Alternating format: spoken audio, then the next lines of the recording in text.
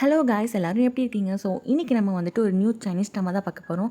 And மறக்காமல் சேனலை subscribe பண்ணி பெல் ஐக்கன் ஆன் பண்ணி வச்சுக்கோங்க. அதுக்கு முன்னாடி எனக்கு இந்த ட்ராமா ரொம்ப ரொம்ப பிடிச்சிருந்துச்சு. ஸோ உங்களுக்கும் கண்டிப்பாக பிடிக்கும். ஏன்னா அதில் வந்துட்டு ஹீரோ வந்து ஹீரோயினை போட்டு டார்ச்சர்லாம் பண்ணுவானா, டார்ச்சர்னால் மென்டலாக டார்ச்சர் பண்ணுவான். ஸோ அதெல்லாம் கொஞ்சம் பார்க்க நல்லாயிருக்கும். அப்படி கோவமாக வரும். இன்னொரு பக்கம் ஹீரோயினி வந்துட்டு ஹீரோவே வேணாம் அப்படின்னு சொல்லிட்டு ஒரு ஸ்டேஜுக்கு வரும்போது அதையும் பார்க்க கொஞ்சம் ஒரு மாதிரி நல்லாயிருக்கும். ஸோ கண்டிப்பாக இதில் இருக்கிற விஷயங்கள்லாம் உங்களுக்கும் பிடிக்கும். ஸோ மறக்காமல் பாருங்கள். சரி வாங்க ஃபஸ்ட் எபிசோட்குள்ளே போகலாம். ஸோ ஸ்டார்டிங்லேயே நம்ம ஹீரோயினி சாங் இருக்காங்க இல்லையா, அவங்க வந்து ஹீரோக்காக சூப்பராக ரெடி பண்ணிவிட்டு அவனோட ரூமுக்கு போயிட்டுருக்காங்க. அப்போ வந்துட்டு ஒரு விஷயத்த சொல்லிக்கிட்டே போயிட்டுருக்காங்க. என்னென்னா, நானும் சியான்னா பாஸ்ட்டில் லவ் பண்ணிகிட்டு இருந்தோம். ஆனால் 3 வருஷத்துக்கு முன்னாடி அவனுக்கு ஒரு ஆக்சிடென்ட் ஆச்சு. அதுக்கப்புறம் வந்து அவனுக்கு பாஸ்ட்டில் நடந்த எல்லா விஷயமும் மறந்து போச்சு. ஆனால் அவன் யாரையோ லவ் பண்ணான்னு சொல்லிட்டு அவனுக்கு நல்லா ஞாபகம் இருக்குது. ஆனால் அவனுக்கு ஆக்சிடென்ட் ஆகும்போது ஒரு பொண்ணு வந்து காப்பாற்ற முயற்சி பண்ணி அந்த பொண்ணு 3 வருஷமாக கோமாவில் இருக்கா. அவள் பேர் வந்து லின். ஸோ இன்ன வரைக்கும் ஹீரோக்கு வந்து லின்னு தான் தன்னோட காதலின்னு தப்பாக நினச்சிட்டு இருக்கான். அவனுக்கு எப்போ வந்து பழைய மெமரிஸ்லாம் ஞாபகம் வந்து என் கூட சேர போகிறான்னு தெரியல. ஆனால் இப்போ எங்கள் 2 பேரும் கல்யாணம் ஆயிடுச்சு. ஆனால் யாருக்கிட்டையுமே அவன் வந்து நான் தான் அவனோட ஒய்ஃப்னு சொல்லலை, என்ன ஒரு செக்ரட்டரியா அப்படின்ற மாதிரி தான் சொல்லி வச்சுருக்கான் அப்படின்னு சொல்லிட்டு ரூம்குள்ளே வந்துடுறான். ரூம்குள்ளே வந்துட்டு அந்த சூப்பை வந்து டேபிளில் ப்ளேஸ் பண்ணிவிட்டு ஹீரோ வந்து அப்படியே குடித்ததுனால கொஞ்சம் மயக்கத்தில் இருக்கிற மாதிரி இருக்கான். ஸோ அவனோட அந்த மயக்கத்தில் இருக்கிற ஃபேஸை பார்த்தோன்னே ஹீரோயினிக்கு வந்துட்டு பழைய ஞாபகங்கள்லாம் வந்துட்டு அவனோட ஃபேஸை தொட்டு பார்த்துட்ருக்கா. அப்போ வந்து கரெக்டாக கண்ணை முழிச்சு கையை பிடிச்சிடுறான்.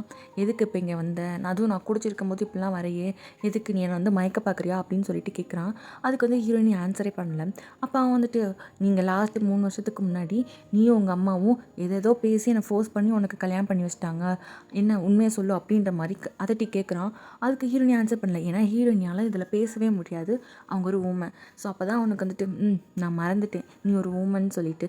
அப்போ அவளை வந்துட்டு பெட்டோட வந்து அப்படியே இறுக்கி பிடிச்சிட்டு, டெய்லி என்னை மயக்கிறதுக்காக தான் இப்படிலாம் வர, நான் வந்து உன்னை எந்த ஜென்மத்துலேயும் நான் லவ்வே பண்ண மாட்டேன்.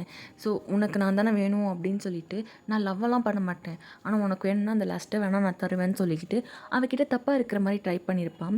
நம்ம ஹீரோயினிக்கு வந்து ஹீரோ ரொம்ப பிடிக்கும்.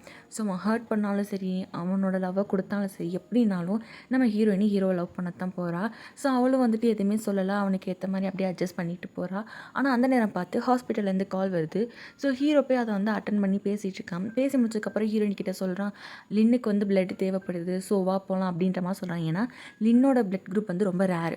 ஸோ ஹீரோயின் கிட்ட மட்டும்தான் அந்த பிளட் குரூப் இருக்குது. ஸோ அவளை வச்சு தான் இந்த 3 இயர்ஸாக பிளட்டெல்லாம் எடுத்து அவளுக்கு யூஸ் பண்ணிகிட்டு இருக்காங்க. ஸோ அவள் வந்துட்டு சொல்கிற, நம்ம சாங் வந்துட்டு சொல்கிறாங்க, என்னோடய அப்பாவுக்கு உடம்பு சரியில்லை, நீங்கள் அவர் வந்து கொஞ்சம் ஹெல்ப் பண்ணுங்க அப்படின்ற மாதிரி சொல்லவும், நம்ம ஹீரோ சான் வந்துட்டு என்ன சொல்கிறான்னா, உங்கள் அப்பா தான் ஃபஸ்ட்டு லின்னை கடத்தி கொண்டு போயிருக்காரு, அதில் தான் லின்னுக்கு எனக்குலாம் ஆக்சிடென்ட் ஆகிருக்கு. உங்கள் அப்பாவால் லின் 3 வருஷமாக கோமாவில் இருக்கா. ஸோ அவ்வளோ ஈஸியாக உங்கள் அப்பாவெல்லாம் நான் விட்டுற மாட்டேன். உங்கள் அப்பா அங்கேயே கிடந்து செத்தாலும் சாவரே தவிர நான் எதுவுமே அவருக்கு ஹெல்ப் பண்ண மாட்டேன். அண்ட் என்னோடய லின்னுக்கு மட்டும் ஏதாவது ஆச்சு உங்கள் ஃபேமிலியவே நான் அழிச்சிருவேன் அப்படின்னு சொல்லிட்டு ஹீரோ ரொம்பவே கோவமாக பேசுகிறான். ஹீரோயினால் எதுவுமே பண்ண முடியல. ஸோ இப்போ ஹீரோ வந்துட்டு ஹீரோயின் ப்ரைடல் ஸ்டைலில் காருக்கு கொண்டு போகிறான். அங்கே இருக்கிற மேட்ஸ் கூட வந்துட்டு ஹீரோயினியை வந்து ரொம்ப தப்பாக தான் பேசுகிறாங்க. ஹீரோ கிட்ட வந்து அப்படி வழியை பார்க்குறா அப்படி இப்படின்னு சொல்லிட்டு.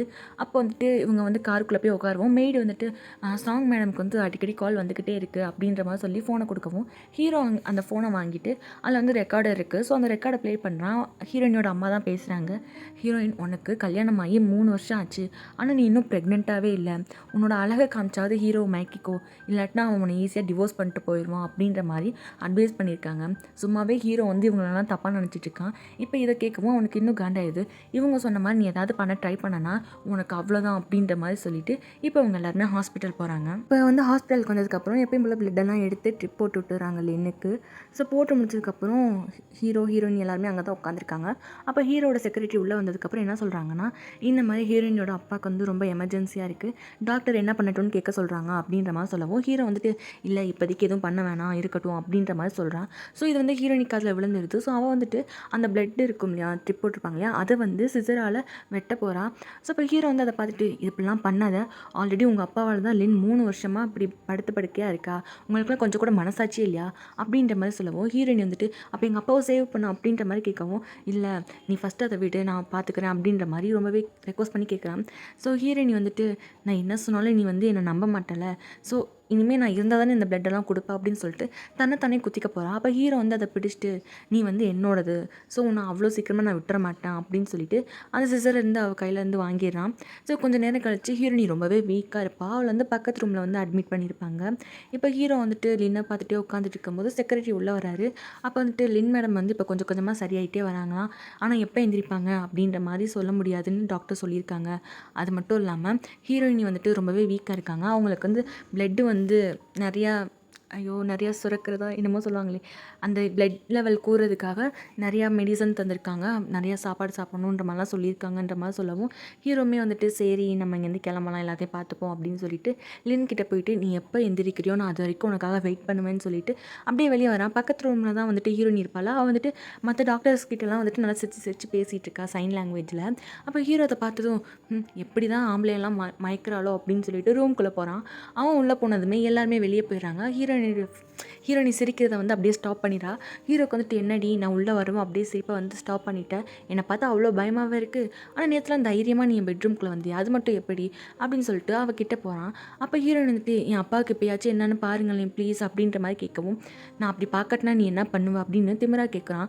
ஸோ ஹீரோயின் வந்து மனத்துக்குள்ளே உன்னை வந்து எதுவுமே பண்ண முடியாது, நான் என்ன பண்ணி தொலைக்க அப்படின்னு சொல்லிட்டு அமைதியாகவே இருக்கா. குட் ஜாப் அப்படின்னு சொல்லிட்டு ஹீரோ வந்துட்டு என்ன சொல்கிறான்னா இன்றைக்கி நைட்டு வந்துட்டு ஒரு முக்கியமான மீட்டிங் இருக்குது, ஸோ ரெடி ஆகிட்டு வா அப்படின்னு சொல்லிட்டு ஹீரோ அங்கேருந்து எழுந்துச்சு போயிடுறான். இப்போ நைட் ஆகுது. நைட் ஆனது இவங்க 2 பேரும் அந்த மீட்டிங்க்கு போகிறாங்க. மீட்டிங்னு இல்லை, ஒரு டின்னர் பார்ட்டி மாதிரி. ஸோ அங்கே போகிறாங்க. அங்கே போகிறதுக்கு முன்னாடி ஹீரோ வந்து என்ன சொல்லி கூப்பிட்டு போகிறான்னா நீ வந்து அங்கே எப்படி ஆக்ட் பண்ணுறியோ அதை வச்சு தான் உங்கள் அப்பாவுக்கு வந்து ட்ரீட்மெண்ட் பார்க்குறதா இல்லையான்னு முடிவு பண்ணுவேன். அண்ட் நீ வந்து அங்கே செக்ரட்டரியாக தான் இருக்கணும், என்னோட ஒய்ஃபாக இருக்கக்கூடாது, இந்த ரிங்கை கலட்டிடுன்னு சொல்லிட்டு அவளோட வெட்டிங் ரிங்கை வந்து உள்ளே போட சொல்லிடுவான் பர்ஸில். ஸோ இப்போ உள்ளே போகிறாங்க. உள்ளே போனதுக்கப்புறம் ஹீரோ வந்து ஹீரோயினை இன்ட்ரடியூஸ் பண்ணுறான். இவங்க தான் வந்துட்டு இவங்க வந்து என்னோட செக்ரட்டரி அப்படின்ற மாதிரி சொல்லுவோம். அங்கே லிங்குன்னு சொல்லிட்டு ஒருத்தர் இருப்பான். அவன் வந்து கொஞ்சம் ரிச்சான பர்சன், அவன் பெரிய கம்பெனி வச்சுருக்கான். அவன் கூட வந்து கொலாபரேஷன் பண்ணுறதுக்காக தான் இவங்கெல்லாம் வந்து பார்ட்டி மாதிரி ரெடி பண்ணியிருப்பாங்க. ஸோ அவன் வந்துட்டு பார்க்க செம்ம அழகாக இருக்காங்க, இவங்களே இவ்வளோ அழகாக இருக்கும்போது உங்கள் ஒய்ஃப் இருப்பாங்களா அவங்களாம் எவ்வளோ அழகாக இருப்பாங்க, ஆனால் நீங்கள் தான் அவங்கள காட்டவே மாட்டேங்கிறீங்க அப்படின்ற மாதிரி சொல்லிட்டு ஹீரோனிக்கிட்ட வந்து ட்ரிங்க் பண்ணீங்களான்ற மாதிரி கேட்கவும் அவள் வந்துட்டு நான் அந்தளவுக்கு ட்ரிங்க் பண்ண மாட்டேன்னு சொல்லி சைன் லாங்குவேஜில் சொல்லுவாள். ஆனால் அந்த லிங்க் வந்து புரியவே இல்லை. ஸோ ஹீரோ கிட்டே என்னன்னு கேட்கும்போது மன்னிச்சிடுங்க சார், அவங்களுக்கு வந்து பேச முடியாது, அவங்க வந்து ஒரு மியூட் அப்படின்ற மாதிரி சொல்லவும் அப்போ லிங்க் வந்துட்டு ஓ மியூட்டா, சூப்பர் சூப்பர் அப்படின்ற மாதிரி சொல்லிட்டு இப்போ கொஞ்சம் நேரம் அந்த பார்ட்டி போயிட்டுருக்கு. இந்த லிங்க் வந்துட்டு ஹீரோனிக்கிட்ட அப்படியே கை போடுறது கால் போடுறதுன்னு அவட்டுக்கு இஷ்டத்துக்கு ஏதோ பண்ணிகிட்ருக்கான். ஆனால் ஹீரோ வந்து இந்த கொலாபரேஷன் முக்கியன்றதுனால அமைதியாக இருப்பானா. ஆனால் ஹீரோனிக்கு அதை பிடிக்கவே இல்லை. ஸோ டக்குன்னு கையை தட்டி விட்டுருவா. அப்போ ஹீரோ வந்துட்டு என்ன சொல்கிறேன்னா மன்னிச்சிடுங்க, அவங்களுக்கு இதெல்லாம் புதுசு, ஸோ என்னை மன்னிச்சிடுங்க, அதுக்கு வேணால் நான் அந்த ட்ரிங்க்கை குடிக்கிறேன்னு சொல்லிவிட்டு அவன் ட்ரிங்க்லாம் குடிப்பான். ஸோ அந்த டின்னர்லாம் வந்து ரெடி பண்ணியிருப்பாங்கல்ல அந்த மேனேஜ்மெண்ட்டில். ஸோ அதில் ஒரு ஆள் வந்துட்டு நம்மளுக்காக வேணால் ஹீரோயினி டான்ஸ்லாம் பண்ணி காட்டுவாங்க அப்படின்ற மாதிரி சும்மா விளாட்டுக்கு சொல்கிறாங்க. ஆனால் போக போக அது ரொம்ப சீரியஸ் ஆகி எல்லாருமே வந்துட்டு ஹீரோயினி டான்ஸ் ஆட சொல்லி என்கரேஜ் பண்ணிகிட்ருக்காங்க.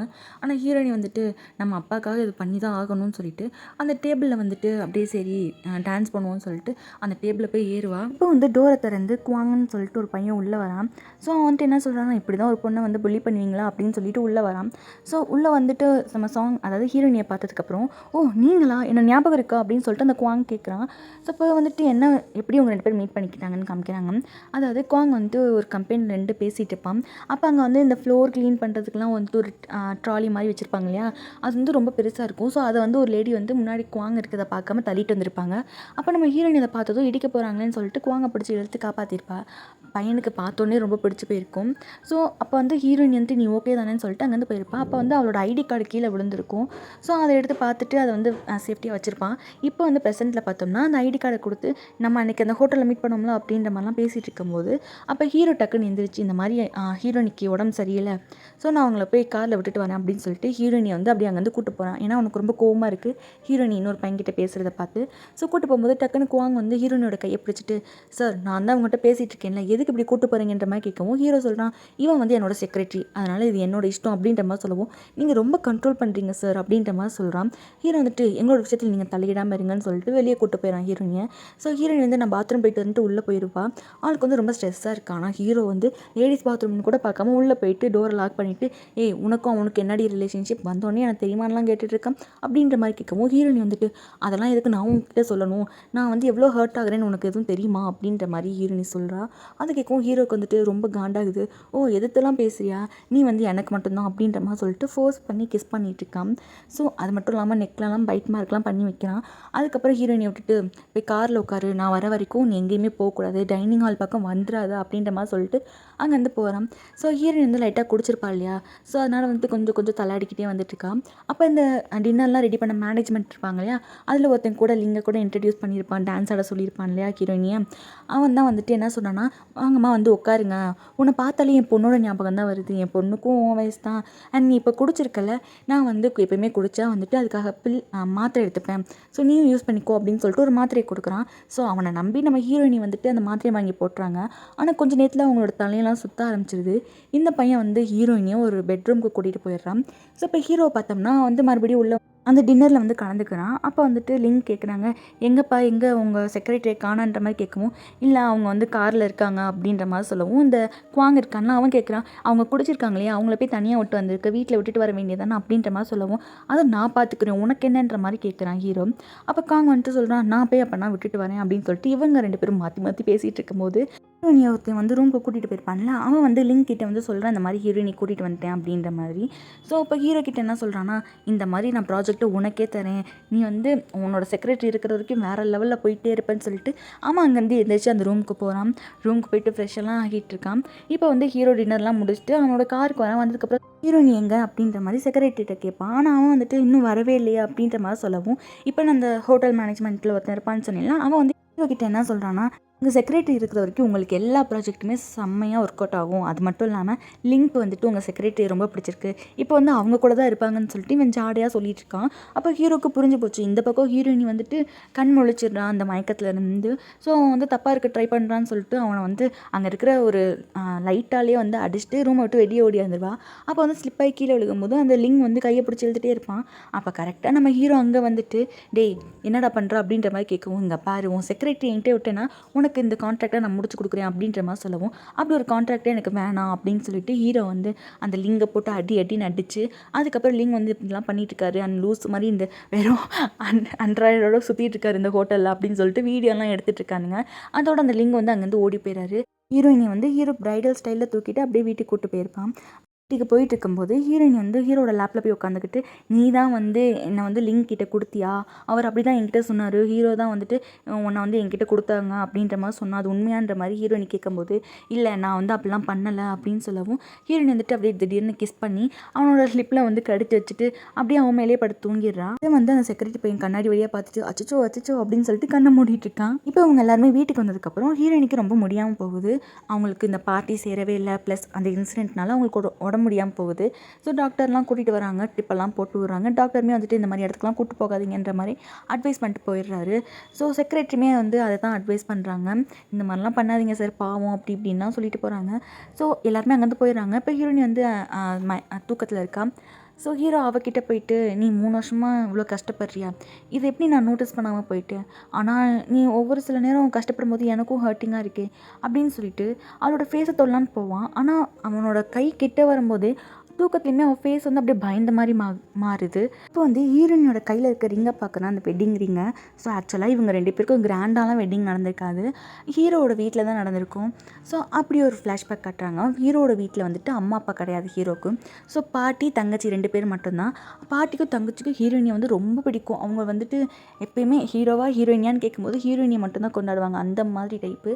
ஸோ அவங்க வந்துட்டு, இங்கே பார்த்தீங்களா நான் உங்கள் 2 பேருக்காக ஒரு வெட்டிங் ரிங் வாங்கியிருக்கேன், நீங்கள் வந்து இப்போதைக்கு கிராண்டாக கல்யாணம் பண்ண போகிறதில்ல, ஸோ இப்போயே வந்து நீங்கள் ரிங்கை மட்டும் மாற்றிக்கங்கன்ற மாதிரி சொல்லும்போது ஹீரோ வந்துட்டு நான் அதெல்லாம் போட்டு விட மாட்டேன்ற மாதிரி ஒரே வார்த்தையில் சொல்லிடுவான். பட் ஹீரோயின் அந்த ரிங்கை வாங்கி அவளே போட்டுக்கிறவா.